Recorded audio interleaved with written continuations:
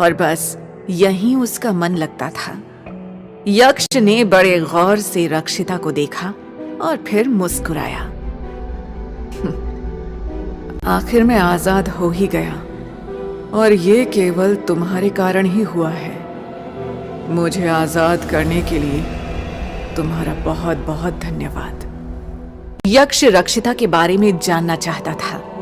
रक्षिता की जिंदगी कैसी थी, उसका बचपन कैसे बीता, अब क्या हो रहा था, वो हवेली में क्या कर रही थी, और अंगूठी रक्षिता के हाथ कैसे लगी, ये सब यक्ष जानना चाहता था। और इसीलिए उसने रक्षिता के सिर पर हाथ रखा और आंखें बंद कर ली। वो आंख बंद करके रक्षिता की यादों को देख सकता था, और इस तरह जल्दी ही यक्ष रक्षिता के बारे में सब कुछ जान गया। इस अंगूठी ने अपनी मालकिन को चुन लिया है, इसीलिए अब तुम इसे कभी अपनी उंगली से अलग नहीं कर पाओगी। और क्योंकि तुमने मुझे उस कैद से आजाद करवाया और तुम इस अंगूठी की हकदार हो, इसीलिए आज से तुम सिर्फ मेरी हो। केवल मौत ही हमें एक दूसरे से जुदा कर सकती है, और तुम किसी चीज की कोई चिंता मत करो, मैं तुम्हारा बहुत अच्छे से ध्यान रखूंगा। रक्षिता को पाकर और अपनी कैद से आजाद होकर यक्ष बहुत खुश था। वो पूरे कमरे में इधर उधर घूमने लगा। वो खिड़की के पास खड़ा होकर बाहर का नजारा देख रहा था। सब कुछ काफी बदल गया है।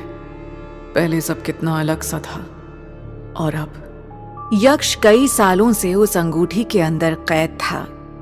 उसे एक खतरनाक जादू से बांधा गया था, जिसमें आधी तो यक्ष की ही गलती थी। मगर काफी इंतजार के बाद आज उसे आजादी मिल ही गई। अब यक्ष इस आजादी को जीना चाहता था और इधर उधर घूमकर थोड़ी ताजी हवा का मजा लेना चाहता था। इसीलिए उसने एक आखिरी बार रक्षिता को देखा और अपनी आंखें बंद कर ली। आंखें बंद करने के कुछ पल बाद ही वो धुआं बनकर उड़ गया और गायब हो गया, जबकि रक्षिता अभी आराम से सो रही थी।